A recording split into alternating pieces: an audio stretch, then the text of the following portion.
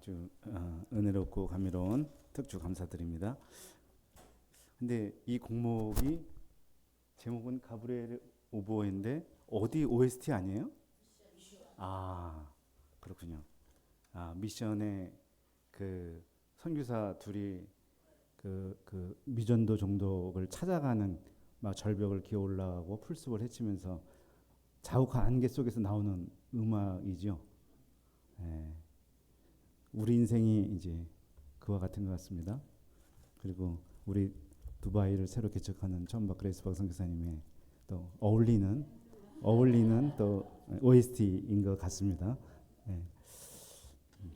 우리가 일생 어떻게 보면 하나님이 예비해 두신 세계를 개척해 나가고 발견해 나가고 얻어 나가는 그런 인생이라고 할 수 있겠는데요. 우리가 일생 개척자의 마인드를 잃지 않고 살 수 있기를 기도합니다. 예, 오늘 십계명 특강 세 번째 이계명 말씀인데요. 너를 위하여 어떤 형상도 만들지 말라 제목이고 요절은 4절입니다. 오늘은 4절부터 6절까지 말씀을 보는데요. 4절이 요절입니다. 함께 읽어보겠습니다. 시작.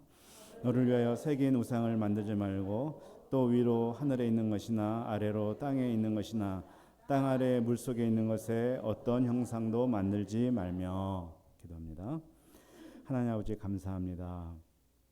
우리들을 사랑하시고 참 구원하시고자 예수님을 보내주시고 우리를 대속하셔서 주님의 백성으로 삼으시고 또한 백성다운 삶을 살아가게 하심을 감사합니다.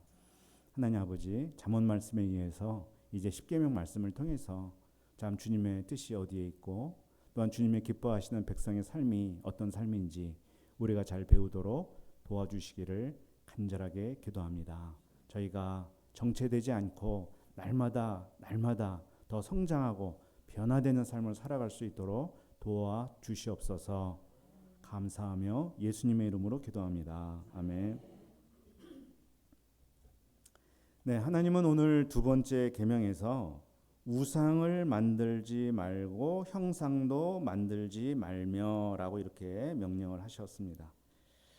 만들지 말라.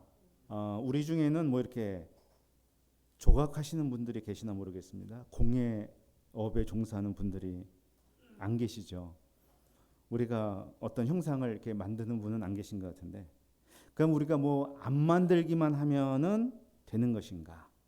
무엇이든지 만들지만 않으면 이 계명을 지키는 것인가? 과연 이 만들지 말라는 게 무슨 뜻인가 하는 거 오늘 생각해 보겠습니다. 1계명에서 다른 신들을 하나님 앞에 두지 말라 이렇게 말씀하셨죠. 자, 다른 신들.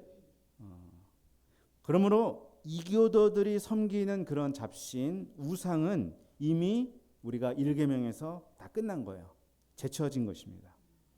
그래서 오늘 4절에서 말하는 우상은 그냥 이교도들이 섬기는 그런 우상을 말하는 게 아니라 하나님을 형상화하는 것을 말하는 거예요. 원어로 보면 영어가 조금 더 이해하기 쉽게 써져 있는데 여기에 우상이라는 단어를 쓰지 않고 이미지라고 썼어요. 그러니까 하나님을 시각적인 이미지, 오감으로 느낄 수 있는 사물로 만들어서 예배 의식에 사용하지 말라는 것입니다. 그런 점을 염두에 두고 이 4절 말씀을 다시 번역해 본다면 너를 위하여 하나님을 형상으로 만들지 말라. 하늘이나 땅이나 바다나 어디나 거기 있는 피조물의 모습을 가져다가 하나님의 형상을 만들지 말라 라는 말씀이에요. 인류 역사의 이래로 형상이 없는 신이 있었는가 하는 것을 생각해 보십시오.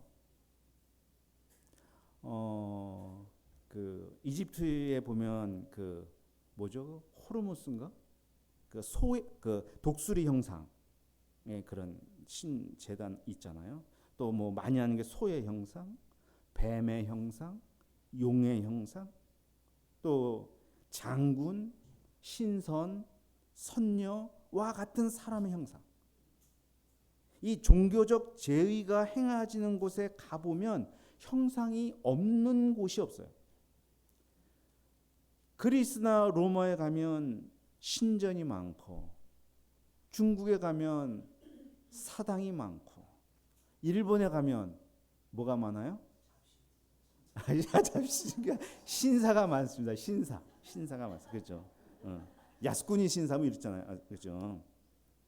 사도행전 17장을 보면 바울이 아테네를 갔는데 거기에 알지 못하는 신들에게라고 새겨진 그 신단을 만들어 놓은 것을 보고 되게 격분하기도 했고 그들의 종교심에 혀를 내두르기도 했습니다. 이렇게 눈에 보이지 않는 신을 눈으로 볼 수 있는 대상으로 만들어 놓아야만 직성이 풀리는 게 이 사람이 가진 종교성인가 하는 생각을 해보게 돼요. 모든 민족이 이렇게 신을 형상화하였습니다. 우리 절에 가면 입구에 뭐가 있어요? 그렇죠. 사천왕상서부터 시작해서 쫙 있어요. 불상도 불상이지만 만신전으로 부를 만큼 많은 동물과 동자승들의 상이 있어요. 제가 옛날에 어디더라? 성모도의 보문상가 거길 가본 적이 굉장히 많더라고요. 그러나 너희들만큼은 그렇게 해서는 안 된다라고 말씀하세요. 왜 하나님을 형상화하면 안 되는 것인가? 하나님을 본 사람이 없는데 어떻게 표현할 수가 있겠어요? 표현한다면 그것은 왜곡이고 편견이 될 것입니다. 무엇보다 형상화한다는 것은 하나님을 일정한 틀 안에 가두는 행위예요. 하나님을 내가 규정하는 것입니다. 내가 규정하고 내가 한계를 정해버리는 존재가 하나님이 될 수 있습니까? 신을 사람이 어떤 형상으로 규정하는 것부터가 이미 그건 신이 아니에요. 하나님은 영이시죠? 볼 수 없습니다. 만질 수 없는 존재예요. 하나님은 전능하시고 무소부재하신 분입니다. 3차원에서 살아가는 인간의 이해를 초월하는 분입니다. 하나님을 형상화하는 순간 인간의 입맛대로 만들어진 신이지 결코 하나님이 아닙니다. 인간의 상상과 욕망대로 만들어지는 신은 하나님이 될 수 없습니다. 하나님이 아니기 때문에 하나님이 아닌 것을 하나님처럼 섬기는 것에 하나님은 질투하신다고 말씀합니다. 하나님이 아닌 헛된 것에게 마음을 주니 이스라엘을 사랑하시는 하나님이 질투한다고 표현한 것은 당연하죠.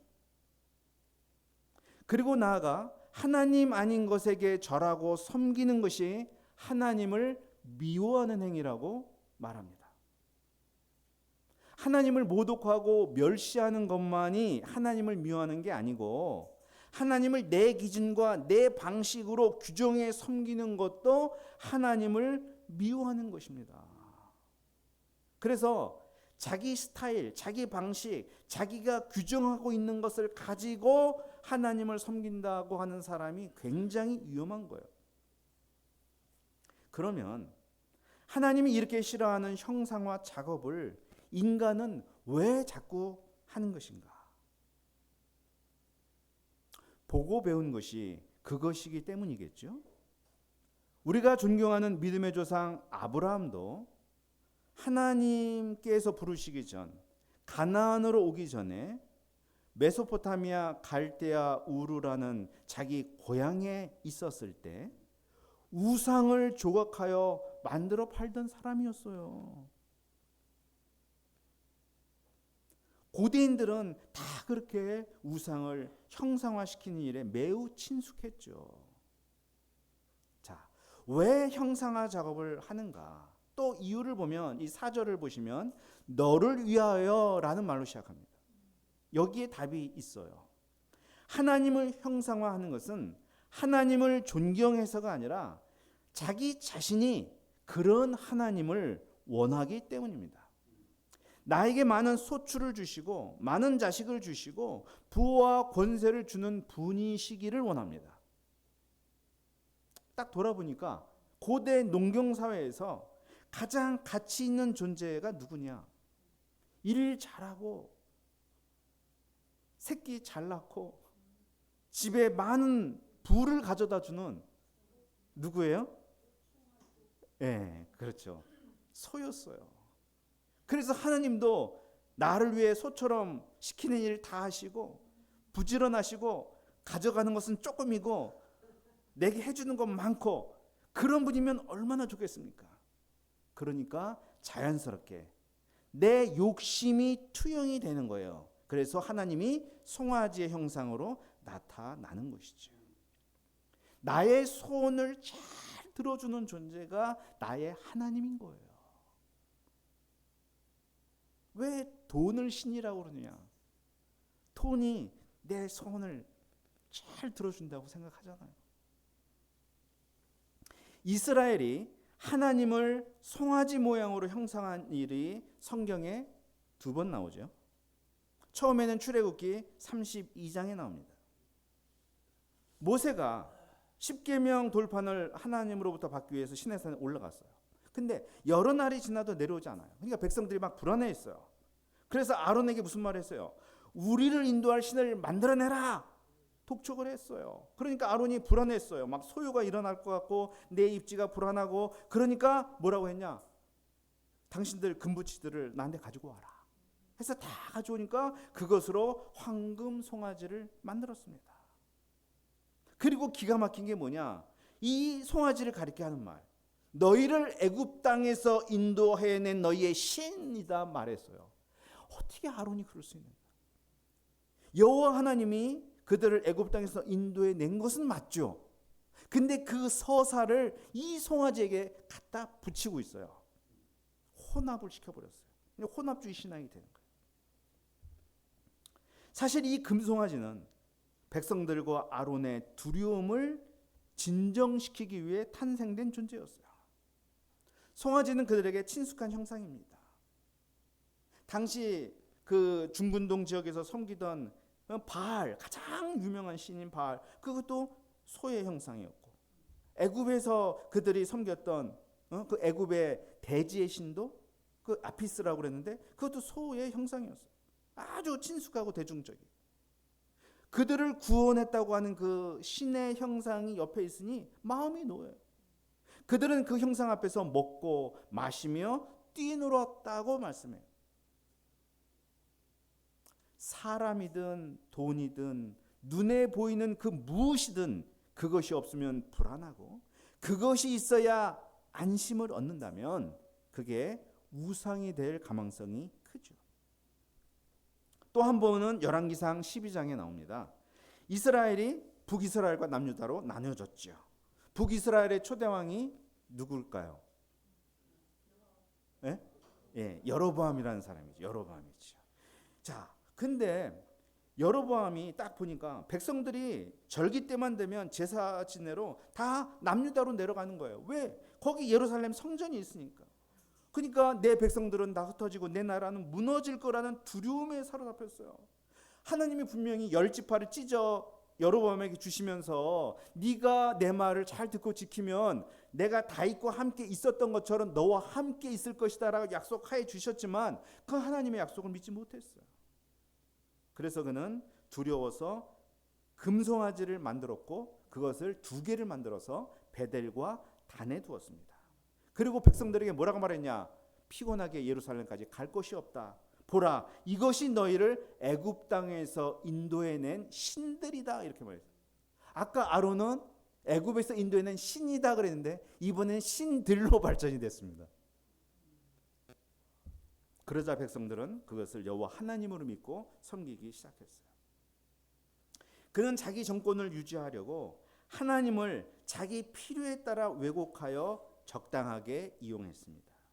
그는 이단 사이비의 원조가 되었고 또 우상 숭배의 원조가 되었습니다. 여로보암은 사람을 죽인 것도 아니고요. 도덕적으로 악한 짓을 한 왕도 아니었습니다. 그러나 성경은 그를 가장 악한 왕으로 낙인을 찍고 있습니다. 왜 그렇습니까? 하나님을 내 식대로 이용했기 때문입니다. 하나님을 형상화하지 말라는 것은 하나님을 어떤 식으로든 규정하지 말라는 것입니다. 특히 눈에 보이는 것으로 규정하지 말라는 거예요. 눈에 보이는 것, 사람도 해당합니다. 사람. 목회자나 영적 지도자를 존경하는 것은 좋지만 존경의 차원을 넘어서서 추앙을 하고 막 신격화하면 안 되죠. 근데 하나님은 보이지 않고 탁월한 카리스마가 있는 지도자는 눈앞에 보이니 그를 추종하고 추앙할 수가 있어요.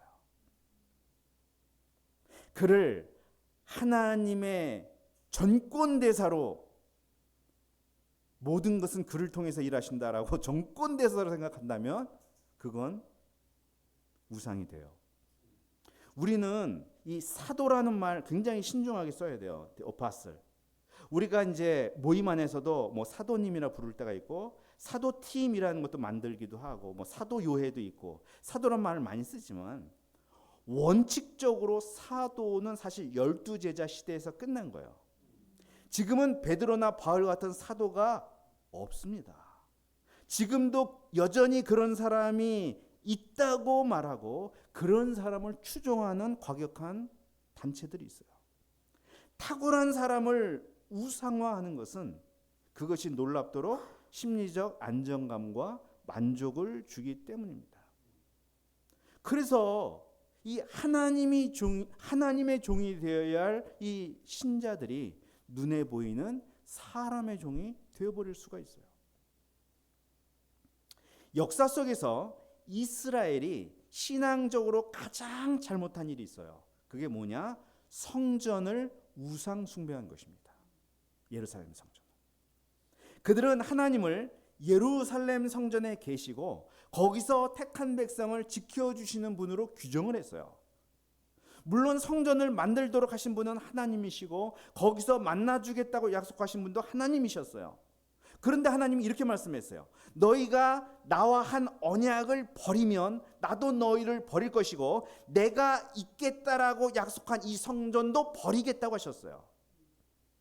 그러니까 성전은 결코 하나님의 집이 아니에요. 임재의 상징이었던 거죠. 천지를 만드신 하나님이 그 작은 성전에 계실 이유가 없고 그 성전이 하나님을 담아낼 수도 없습니다. 그러나 이스라엘은 성전에 하나님이 머문다고 생각했고 성전은 하나님의 집이 되었어요. 그래서 성전을 모독하거나 성전 중심의 삶을 이탈하면 죽음이었어요. 어느 사이인가 그들의 중심은 하나님이 아니고 성전 건물 자체가 되어버렸죠.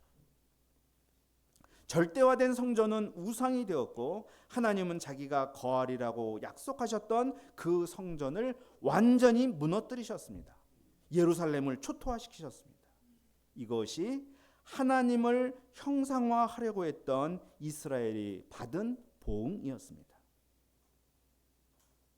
존경하는 사람도 우상이 될 수 있고 소중한 성전도 우상이 될 수 있고 어떤 축복과 은혜, 하나님의 임재를 나타내는 것도 조금만 잘못하면 우상이 될 수 있다.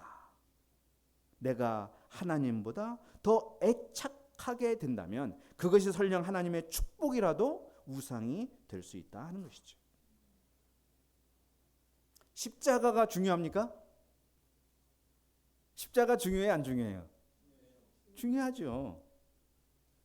더 정확하게 말하면 십자가의 도리가 중요한 것이지 십자가의 형상이 중요한 게 아니에요. 어떤 분은요, 교회 가면 십자가 네온 사인 첨탑이 있는지, 실내에 십자가 조각 물 같은 게 있는지를 봐요. 그리고 실내나 실외에 십자가 모양이 없으면 야, 이상하다. 이거 교회 맞아? 이렇게 생각하는 사람이 있는데, 그런데 그렇게 생각하는 사람이 이상한 사람이죠. 십자가 형상에 무슨 효험이라도 있습니까? 구마사, 퇴마사, 엑소시즘 이런 것에 관련한 이야기나 영화가 이상한 기독교 문화를 만들었어요. 십자가 형상을 환자의 몸에 대면 병이 낫습니까?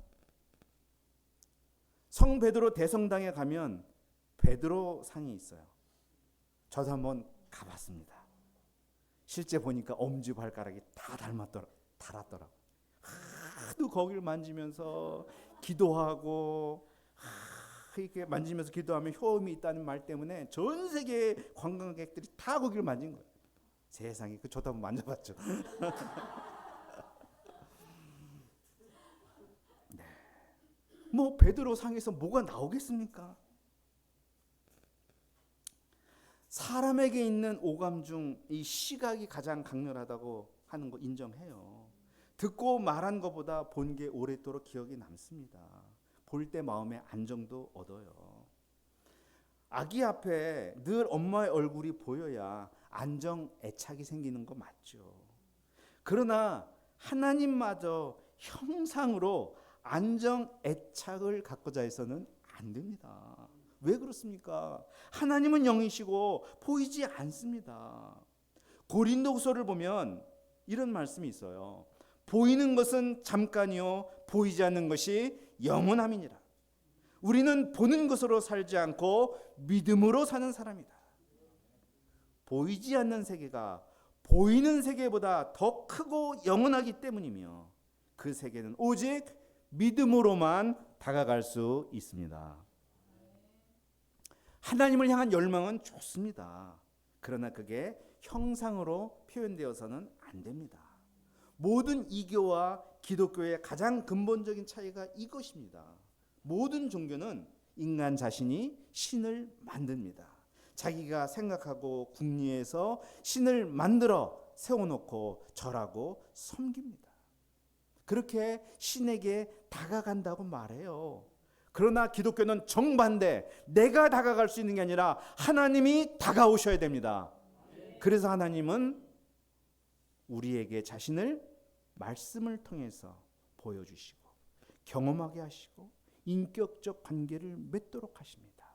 그래서 기독교만 계시의 종교다라고 말하는 거예요. 아브라함을 생각해 보십시오.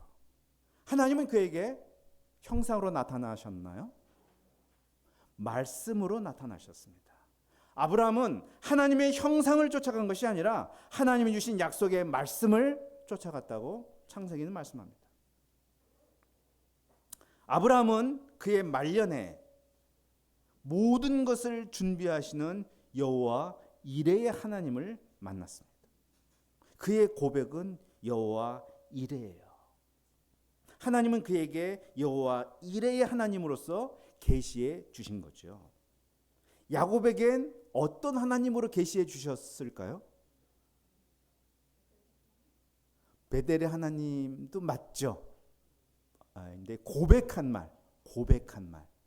하나님은 어떤 분이시다. 엘엘로의 이스라엘이라는 표현이 나와요. 엘엘로의 이스라엘.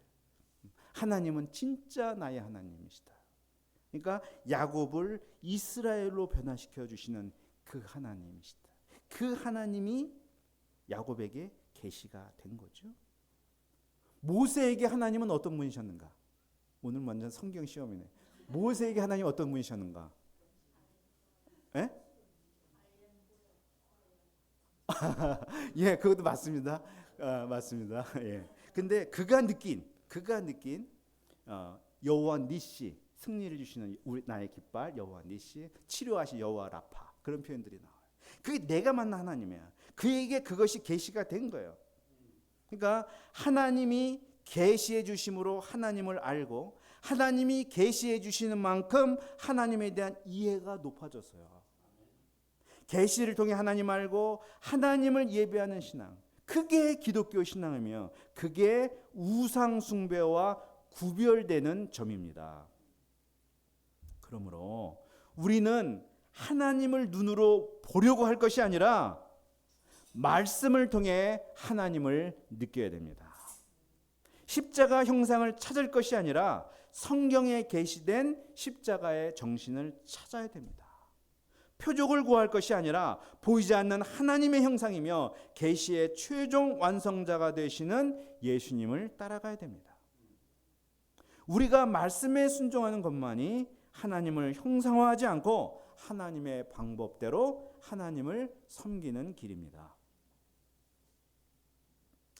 우리가 하나님을 형상화하면 하나님을 미워하는 것이고, 하나님은 그 죄를 갚되 아버지로부터 아들에게로 3, 4대까지 이르게 한다고 5절은 말씀합니다.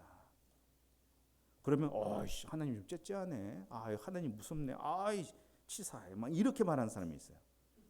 하나님이 무슨 연좌제를 시행하시냐, 그런 거 말하고자 하는 게 아니라 이 성경의 이 문학적인 표현을 좀 알아야 되는데, 바로 다음 절에 나오는 말씀과 극적 대비를 이루는 수사법입니다. 나를 사랑하고 내 계명을 지키는 자에겐 1000대까지 은혜를 베푸느니라 이랬어요. 1000대까지. 그 말은 영원히 은혜를 주시겠다는 말이잖아요. 그러니까 하나님 형상화하지 않고 하나님이 계시하시는 그대로 하나님을 섬기면 그 집안에 하나님의 은혜가 떠나지 않을 것이다. 그거를 강조하는 말씀이에요. 자, 6절을 다시 보면 나를 사랑하고 내 계명을 지키는 자에게, 이렇게 나와요. 그러니까 하나님을 사랑한다면 형상을 만들어서 열심히 섬길 것이 아니라 그의 주신 계명을 지켜야 되는 거예요. 이거 요한복음 15장 14절에 보면 예수님이 똑같이 말씀하셨어요. 너희가 내가 명하는 대로 하면, 내 계명을 지키면 너희는 곧 나의 친구라. 하나님을 사랑하는 것은 하나님을 규정하는 것이 아니라 우리에게 주신 계시대로 하나님을 섬기는 것입니다. 자, 오늘 말씀 정리해 보겠습니다. 하나님은 오늘 이 계명에서 하늘이나 땅이나 바다나 그 어디에 있는 피조물의 형상으로도 자기를 형상화하지 말라고 하셨습니다. 너의 욕망을 이루고자 너의 생각대로 하나님을 규정하지 말라고 하셨습니다. 하나님은 내게 이런 분이 되셔야 한다고 하나님을 제한하고 규정하는 순간 우상 숭배자가 되어버릴 수 있습니다. 하나님은 사람에게 매이시는 분이 아닙니다. 하나님은 하나님의 뜻이 하늘에서 이루어진 것처럼 이 땅에서도 이루어 가시는 절대 주권자이십니다. 하나님이 우리 가운데 그의 선하신 뜻대로 일하시도록 우리 자신을 내어드릴 수 있기를 기도합니다. 우리는 다만 계시해 주시는 그 말씀 앞에 나 자신을 복종시킬 수 있기를 기도합니다. 보이지 않으시는 하나님의 영광이 우리 목자님들, 형제 자매님들의 삶을 통해서 강력하게 나타나기를 간절히 기도합니다. 기도하겠습니다.